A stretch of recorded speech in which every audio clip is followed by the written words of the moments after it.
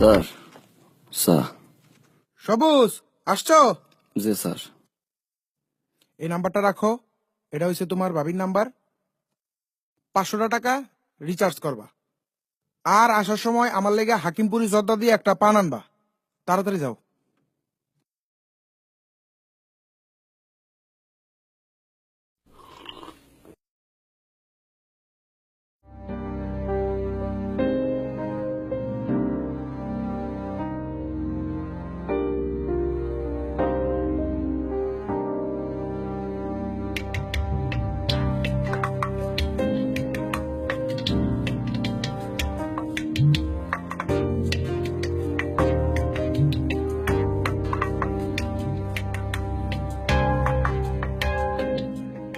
Sir আইসো? টাকা বাড়াই দিছি, আর এই যে পান।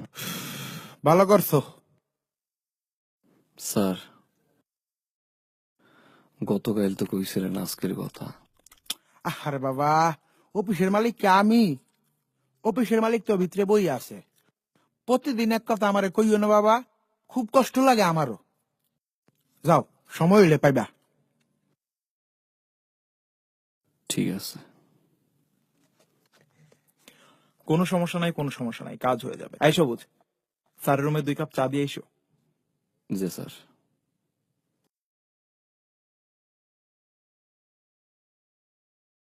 সবুজ, এই সবুজ, সবুজ জি ম্যাডাম।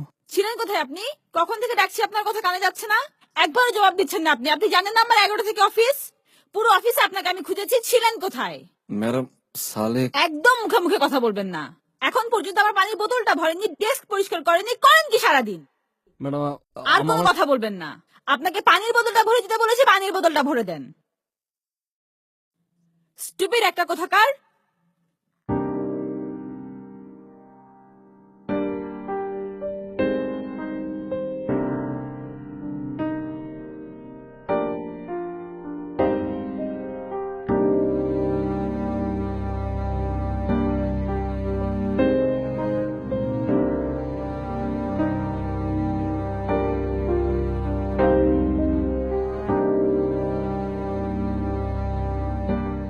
আপনি বাকি কাজগুলো জুনিয়রদেরকে দিয়ে দেন, আপনি এগুলো নিয়ে টেনশনই করবেন না, বুঝছেন? আমার যা ধারণা আপনার মধ্যে অনেক পটেনশিয়ালস আছে, এবং আপনাকে আসলে এতদিন আমরা মিস ইউজ করছিলাম। আপনাকে আমরা আরো অনেক কাজে লাগাতে পারি। সো এগুলো নিয়ে আপনার টেনশন করতে হবে না, বুঝছেন? এগুলো আপনি অন্য জুনিয়রদের হাতেই ছেড়ে দেন। সবুজ কিছু বলবো মনে হয়? স্যার আজকে তো স্যার মাসের 12 তারিখ, অফিসের সবার বেতন তো হয়ে গেছে স্যার। আমার বেতনটা কি স্যার আজকে দেওয়া যায় স্যার?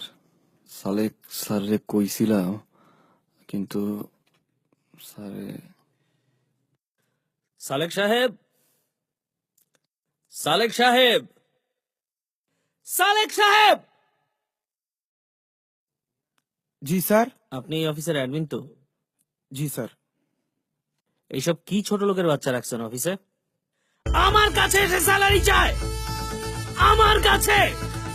এক্ষুনি বের করে দিবেন, লাথি মেরে বের করে দিবেন। আমার কাছে এসে স্যালারি চায়, আবার আমাকে শোনাচ্ছে আজকে মাসের 12 তারিখ। কাকে রেখেছেন এগুলো মূর্খ লোকজন? এক্ষুনি বের করে দিবেন। স্যার আমি দেখছি। এই সবুজ, এদিকে আসো, এদিকে আসো। সরি মিস্টার, আসলে ছোট লোকের বাচ্চাদের নিয়ে মানে কি বলবো, মাসের 12 তারিখ কি খুব বেশি সময়? তুই স্যারের কাছে বেতন চাইছিস কে? স্যার আপনি না কইলেন মালিককে কইতে। ওরে আল্লাহ, মাস্টার শেষ হইতে না হইতে এলিয়ে তুই আমার কাছে 50 বার বেতন চাইছস। তোর মতো চা বানানো লোক আমার পিছনে পিছনে ঘুরে, তুই তো ল্যাংরা। ভালো ভালো সুস্থ সুস্থ মানুষরা আমি চাকরি দেই নাই।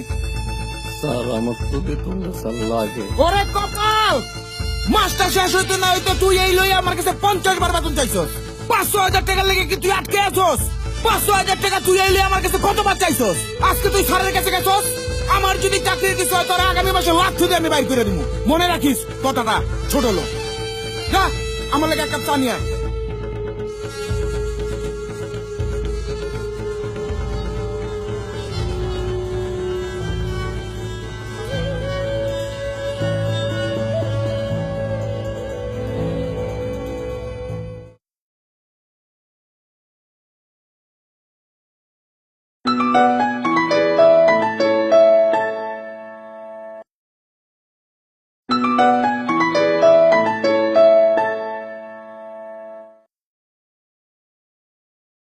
বাজান, ব্যথাটা দিয়ে বাইরে গেছে, কেমন জানি লাগতেছে।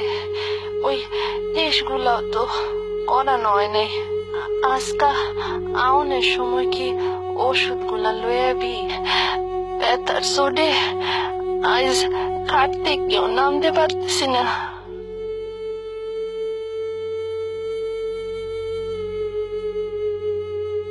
মা,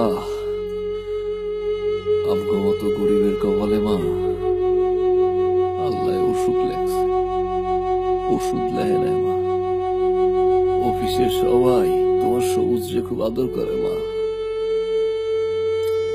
আবার জিয়ে এলো সবুজ, তোমার বেতনটা 2 দিন পরে দিলে কি তোমার চলবে? আমি কইছি হ, বোতলে একটু গরম পানি দিয়া মা ব্যথাটা ডাওয়াইও। যেমনি পারি মা তোমার আমি ডাক্তার লই যাব মা। মা দুবারের ভাতটা খাইও।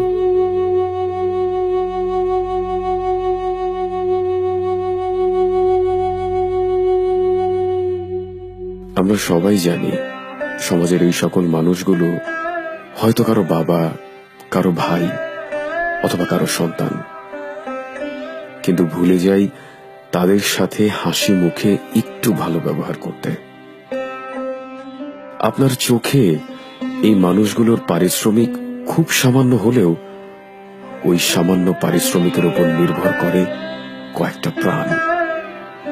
এই মানুষগুলোর জীবন সুন্দর করতে দরকার শুধু একটু হাসি মুখে ভালো ব্যবহার আর যথাসময়ে তাদের ন্যায্য পারিশ্রমিক। হাই, আমি মুশফিকার ফারহান। আমাদের এই ভিডিওটি করার পারপাস হচ্ছে মূলত সবাইকে সত্যের মুখোমুখি দাঁড় করানো। যদি এই ভিডিওটা আপনার একটু হলেও হৃদয়কে স্পর্শ করে, তাহলে অবশ্যই সমাজের এই শ্রেণীর মানুষগুলোর সাথে একটু ভালো আচরণ করবেন এবং অবশ্যই সাবস্ক্রাইব করতে ভুলবেন না।